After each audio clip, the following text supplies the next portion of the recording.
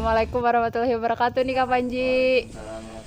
Enggi, iya. Jadi pada siang hari ini kita ada yang namanya acara podcast Pemuda Inspirasi dari Pemuda Bakti Banua. Nah, salah satu tujuan kenapa mendatangkan Kak Panji di hari ini karena jujur nih Kak, saya pribadi melihat backgroundnya Kak Panji itu sungguh sangat menginspirasi ya. Apalagi bagi pemuda-pemuda yang ada di Banua kita, yaitu daerah Kalimantan Selatan, khususnya Banjarmasin ya. Nah, di sini saya pribadi melihat Kak Panji itu kayaknya di sosial media itu sangat aktif, ikut-ikut organisasi maupun hal-hal positif lainnya gitu. Jadi pada kesempatan kali ini kita akan berbincang lebih jauh lagi dengan Kak Panji. Nah, pertama-tama perkenalkan dulu saya di sini sebagai pembawa podcast pada hari ini, Kak. Perkenalkan, nama saya Hildayati dan di sini ada pemateri kita. Siapakah nama Kakak? Nama saya Panji Rahmatullah. Oke. Namanya Panji Rahmatullah atau biasa disapa siapa, Kak? Kalau untuk sapaan sehari-hari di kampus dipanggilnya Panji aja. Panji ya, bisa kita panggil dengan sebutan Kak Panji. Nah, kalau boleh tahu sekarang Kakak itu statusnya mahasiswa atau gimana nih, Kak? Kalau sekarang alhamdulillah masih mahasiswa, namun mahasiswa akhir semester 8 Kak. Oh, sudah semester 8. Di mana tuh Kak kampusnya kalau boleh tahu? Kalau untuk kampus tersendiri saya dari Universitas Lampung Mangkurat. Jurusan apa, Kak? Jurusan Pendidikan Fisika. Fisika. Berarti kakaknya anak sains gitu ya, berarti suka ngitung ya, Kak? Kalau disampai suka hitung ya karena kita dari Saintek ya harus suka hitung. Harus suka, walaupun kadang nggak sukanya tapi harus suka ya, Kak. Oke. Nah, itu salah satu background dari Kak Panji, yaitu salah satu mahasiswa yang inspiratif dari Universitas Lampung Mangkurat jurusan Fisika angkatan 2017 ya, Kak? Ya, Nah, gitu. Kalau boleh tahu karena Kak Panji sekarang sudah semester 8, kira-kira Kak Panji ini ikut organisasi apa ya kalau boleh saya tahu? Kalaunya di kampus sudah semuanya di misioner, alhamdulillah sudah tugas untuk di organisasi alhamdulillah sudah selesai semuanya. Yang pasti kita harus sebagai mahasiswa prodi program studi pendidikan fisika, saya ikut di himpunannya, Kak. Setelah itu ada juga lembaga dakwah untuk prodinya, yaitu Serambial Hitam, dan di universitas saya ikut di unit kerohanian mahasiswa muslim. Banyak sekali ya, Kak. Kalau di jumlah berapa tuh, Kak? Berapa organisasi? Kalaunya di kampus untuk organisasi ataupun lembaga yang saya ikuti cuma 3 aja. 3. Namun di luar untuk sekarang yang masih aktif 2, yaitu Pemuda Bakti Banua sendiri sama Relawan Nusantara Banjarmasin. Lumayan banyak nih, Kak, kayak gitu. Tapi Kak Panji itu bisa ya, Kak, ngatur waktunya gitu, karena kan organisasinya tidak cuma 1, melainkan ada 3 di internal kampus dan 2 eksternal kampus. Gimana tuh, Kak, untuk mengatur waktunya biasanya? Untuk ngatur waktunya ya tergantung dari kitanya lagi, Kak. Kalau saya sendiri membagi waktunya kadang-kadang di sela-sela kita lagi rapat ataupun kerjain laporan di sana, ataupun kita pokoknya kalaunya ada tugas atau sebelum hari itu kalaunya bisa dikerjakan. Kalaunya memang nggak sempat juga, kita sebagai anak organisasi nggak bisa salahin kita kegiatan padat atau yang penting kembali ke diri kita lagi, Kak. Yang penting kita harus bisa ngatur diri bagaimana, kan tujuan kita bukan organisasi, melainkan kita harus kuliah di yang benar. Berarti ibaratnya Kak Panji itu menomorsatukan kuliah kayak gitulah, Kak. Kalau organisasi itu nomor 2 atau gimana nih, Kak, menurut Kak Panji? Menurut saya memang kita tujuannya kuliah, namun di kuliah saja, cuma kuliah saja, saya kayak sedikit boring atau tidak ada tantangan lah. Kalau saya di himpunan kan atau di lembaga ataupun di luar eksternal kampus, kayak contohnya dapat kepemimpinan atau yang tidak ada di saat kita melakukan kuliah. Di perkuliahan. Oke. Ternyata kawan-kawan di sini yang harus kita tahu, kita harus bisa memanajemen waktu ya, Iya, Kak. benar sekali. Kadang pasti Kak Panji ini bahkan kekurangan jam istirahat karena Kak Panji ibaratnya harus aktif di tugas kuliah sama juga tugas di organisasi ya nggak, Kak? Iya, benar sekali. Iya. Tuh, bisa dideskripsikan singkat nggak, Kak, organisasi yang internal kampus itu apa aja tuh biasanya kegiatan kalian kayak gitu? Kalaunya di himpunan sendiri, kami ada setiap tahunnya itu mengadakan kegiatan yang namanya MotoGP. Nah, yang dimana kalau orang dengarnya MotoGP itu pasti Balapan. Iya, benar sekali, Kak. Kalaunya MotoGP di fisika itu namanya Movement General Physics Education. Nah, yang mana di setiap tahunnya itu himpunan kami alhamdulillah tidak pernah kayak kekurangan dana ataupun apa, sponsor juga tertarik lah banyak mengikuti ya, Kak. di MotoGP sana. Itu yang paling berkesan menurut saya di himpunan tentang MotoGP itu, karena itu agenda setiap tahun dari himpunan yang selalu sukses dan mencapai target harus, Kak. Itu berarti lingkupnya nasional ya, Kak? Kalaunya untuk MotoGP belum bisa nasional, Kak. Kami cuma Kalsel, Kaltim sama ya sekalsel. Regional Kalimantan. Ya, regional Wah, Kalimantan. hebat sekali. Berarti salah satu kegiatannya di Himpunan Mahasiswa Pendidikan Fisika ada MotoGP tadi, ya kan, Kak? Terus selain himpunan tadi ada apa tadi Kak lagi? Kalaunya untuk lembaga dakwah itu UKMM sama Seram Bendera Hitam. Nah, kenapa saya aktif di organisasi yang kita ibaratnya kalau yang himpunan kan itu masalah dunia sama di prodi kita harus tahu gimana prodi kita, sama gimana kita mengayomi kawan-kawan di prodi kita. Nah, kenapa saya memilih di UNED Kerohanian Mahasiswa Muslim? Nah, di sana kita sebagai mahasiswa pasti kan jauh dari orang tua ataupun apa segala macam untuk keagamaan, pasti harus ada teman yang mengingatkan, Kak. Nah, itu salah satu saya kenapa ingin ikut Kerohanian Mahasiswa Muslim. Nah, contohnya aja kayak ada tablik akbar ataupun ada apa pasti lebih mudah dapat ilmunya meskipun cuma baca-baca dari kajian ustadz siapa segala macam. Nah, itulah kenapa saya masuk ke unit Kerohanian Mahasiswa Muslim, dan untuk kakak-kakak alumninya juga sampai sekarang masih mengayominya. Jadi intinya kita harus seimbang antara asupan dari dunia dan akhirat ya, Kak. Keren sekali Kak Panji ini, sungguh menginspiratif kayak gitulah. Nah, kalau boleh tahu kan organisasinya udah, background kampusnya juga udah.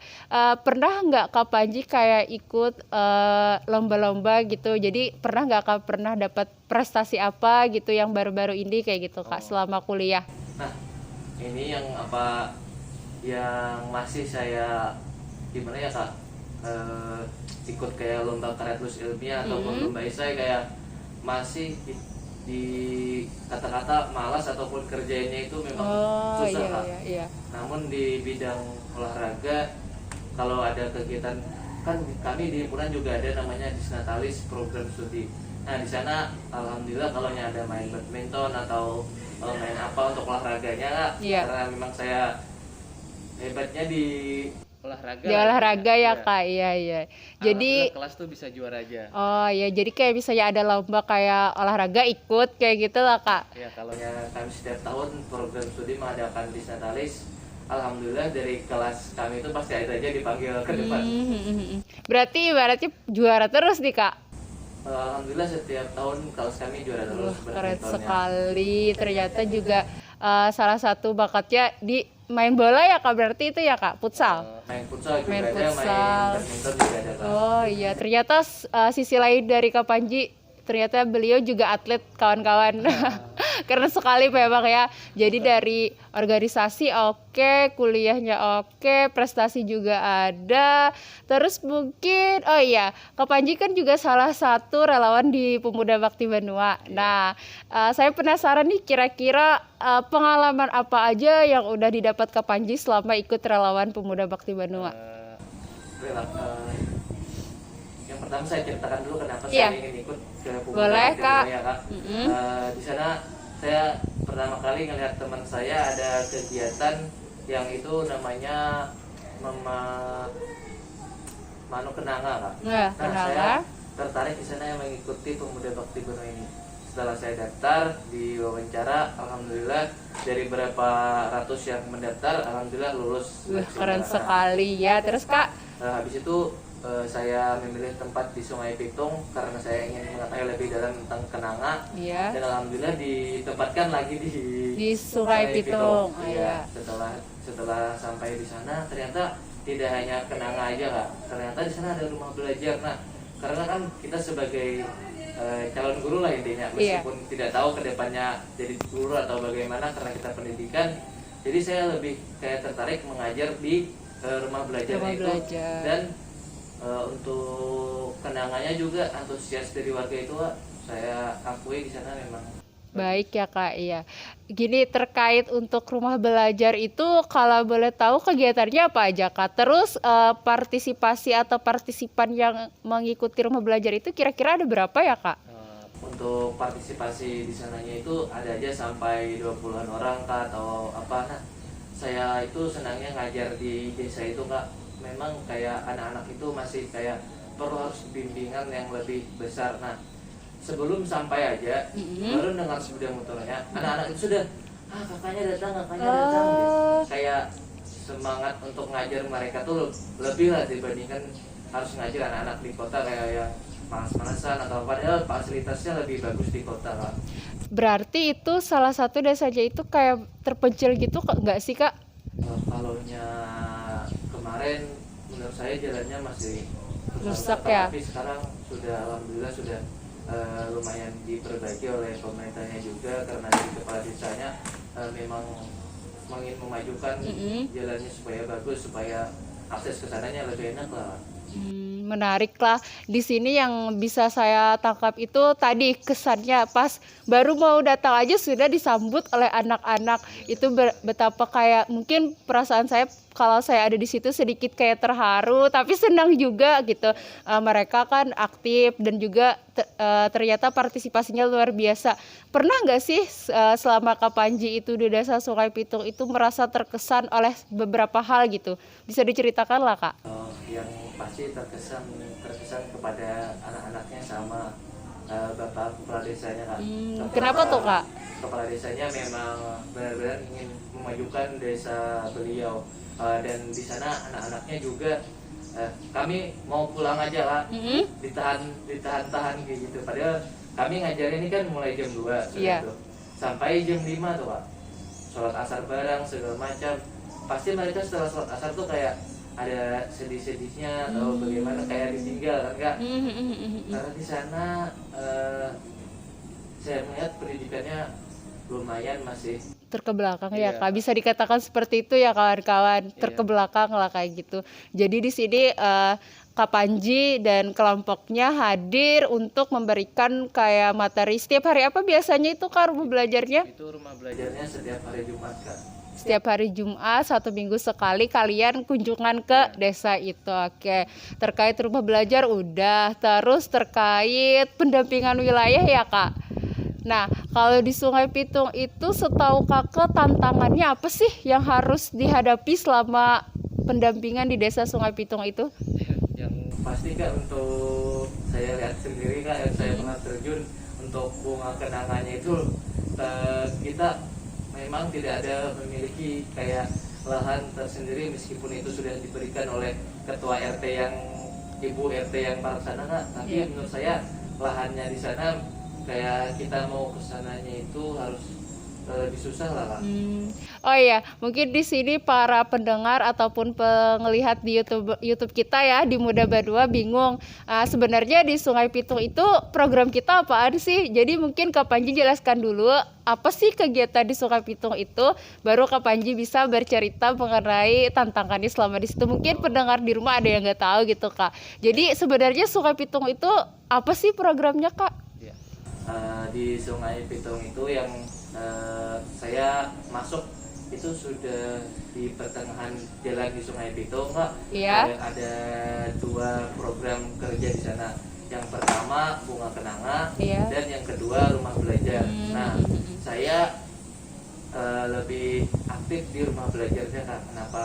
Kenapa saya lebih aktif di rumah belajar ya tadi karena saya memiliki background ataupun kayak kesenangan hati lah di diri sendiri untuk mengajar orang dan untuk bunga kenangannya itu lebih ke cewek-cewek yang di Oh iya, jadi kayak sejenis salah satu pemberdayaan nggak sih Kak? Ya, Pemberdayaan masyarakat kalau yang program Bunga Kenanga. ya, benar Kalau sekali, Kak. yang rumah belajar itu untuk anak-anaknya Iya, gitu. benar sekali. Nah, jadi teman-teman di sini semua Kak Panji ini ternyata sangat inspiratif ya kalau bisa kita tangkap.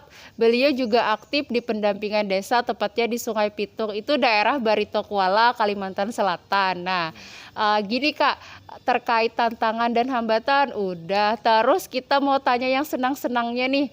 Kira-kira selama pendampingan itu ada nggak Kak kesenangan atau apa kayak gitu yang pernah Kak Panji rasakan? Yang pasti karena saya lebih aktif di rumah belajar kan Kak. Iya. Nah, itu senangnya pasti ngeliat ketawa anak-anak itu lepas habis itu Iya, iya. anak-anak tuh misalkan mereka tuh uangnya 2.000 Kak. Mm-mm. Nah, habis itu dia jajan misalkan beli minum atau apa, Iya. gula batu atau permen lah. Ah, ah. Nah, mereka itu bukan buat mereka Kak. Ternyata buat siapa Kak? Buat kami yang datang kakaknya dari sana. Kami langsung astagfirullahaladzim, kenapa nggak kami aja yang belikan mereka, sampai mereka yang belikan dengan kayak aduh, kayak anak-anak ini memang kayak Antusias banget ya Kak. Ya. mereka tuh bingung kayaknya Kak cara berterima kasih mereka gimana lagi terus. Jadi mereka melakukan hal kecil tapi itu dampak banget ya Kak Iya, ke Kak, kita. benar Kita sekali. berasa kayak dihargai Iya. walaupun hanya 1 atau 2 biji permen ya Iya, Kak. benar sekali, Ya ya. benar-benar lah.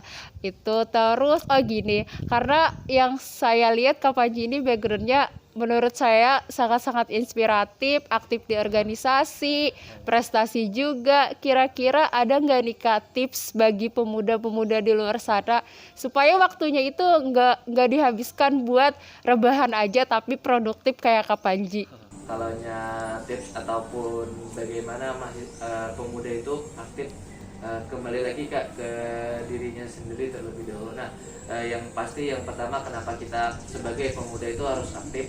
Iya Kak. Kalau kita di umur 20 ataupun 19 tahun ke atas itu Kak, kalau kita cuma rebahan atau apa, cuma main HP, main gadget aja, tidak tahu dunia luar, Iya. pasti itu akan di masyarakat ataupun kita masuk ke dunia pekerjaan akan lebih susah untuk mengenali orangnya Kak. Jadi tips dan triknya janganlah kawan-kawan cuma rebahan dan main gadgetnya aja ataupun iya. main gamenya Kak. Karena sebenarnya dunia luar itu luas ya Kak. Iya, Kalau luas kita sekali. hanya rebahan di rumah aja, kita bakal dapat apa kayak gitu. Iya. Gak dapat apa-apa selain boring juga ya Kak kalau di rumah terus. Jadi mending kayak Kak Panji, ikut organisasi oke, prestasi juga oke, akademik juga oke. Nah untuk itu mungkin kayak gini Kak, Kak Panji selain ada trik dan tips, ada pesan lagi nggak nih kira-kira untuk pendengar atau penglihat YouTube gitu? Ya. Pesan saya keren ini kan Kak, memang kita disuruh melawan COVID-19 di rumah Iya, aja. di rumah aja. Namun nggak mesti juga Kak, kita di rumah aja nggak hasilin kreasi ataupun apa. Contohnya aja dengan kita sharing-sharing gini ataupun bikin diskusi kelompok lah Kak, misalkan ini kan sudah banyak Zoom meeting, Google meeting, meskipun sambil rebahan atau apa. Yang penting pesan saya pemuda itu jangan malas-malesan dan Jangan malas, sampai terbawa suasana kita COVID ini tidak ngapa-ngapain. Kita harus sebagai pemuda kitalah yang harus memberanikan diri bagaimana kita menghadapi COVID. Iya, karena kan sekarang ini udah banyak ya aplikasi-aplikasi online untuk belajar. Ada Google Meet, ada Zoom. Nah, kedua aplikasi ataupun yang lainnya itu bisa membuat kita produktif sebenarnya ya benar Kak, sekali, nggak Kak. di rumah aja.